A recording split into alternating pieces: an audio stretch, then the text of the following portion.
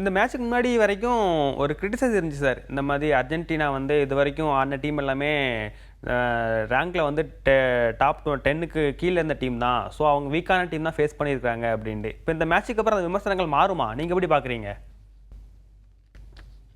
ஏங்க அது அவங்களுடைய ஆப்போனன்ட்ஸ்லாம் என்ன அர்ஜென்டினாவை தேர்ந்தெடுத்தாங்க?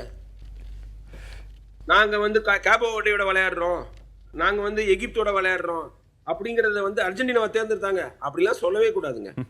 ஏன்னா அவங்களுக்கு வர டீமா அவங்க ஆடுறாங்க.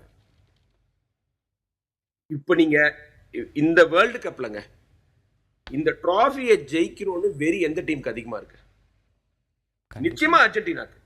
நான் தான் திரும்ப திரும்ப சொல்லுவேன், வெறிக்கும் வெற்றிக்கும் ஒரே ஒரு எழுத்து தான் வித்தியாசம். அது வந்து அதிகமா இருக்கிறது அர்ஜென்டினாவுக்கு. ஸ்பெயினுக்கு கூட கிடையாது. ஸ்பெயின் வந்து கலெக்டிவ்லி டெக்னிக்கலி டாக்டிக்கலி இன்னும் பிரில்லியன்ட் சைடு. ஆனா நாங்க ஜெயிச்சே ஆகணும், நாங்க கடைசி வரைக்கும் போராடுவோம், பின்தங்கி இருந்தாலும் கவலை இல்லை அப்படிங்கிற ஒரு ஸ்பிரிட்டோட விளையாடுற அணி வந்து அர்ஜென்டினா தான். நீங்க டேலண்ட் நிறைய இருக்கிற டீமோட கூட விளையாடிடலாங்க, ஆனா நாங்க தோக்க மாட்டோம், தோல்வியை ஏத்துக்க மாட்டோம், ஜெயிச்சிருவோம், எப்படியா இருந்தாலும் ஜெயிப்போம் அப்படிங்கிற ஒரு உறுதியோட விளையாடுற அணியோட விளையாடி ஜெயிக்க முடியாது. அதுதாங்க அர்ஜென்டினா. நான் வந்து ஆக்சுவலா ஒரு அர்ஜென்டினா ஃபேன்னு சொல்ல முடியாது. நான் வந்து இங்கிலாண்டும் பிரான்ஸும் ஃபைனலுக்கு வரணும்னு ஆசைப்பட்டேன். இப்போ கூட ஸ்பெயின் தான் ஜெயிக்கணும்னு நினைப்பேன்.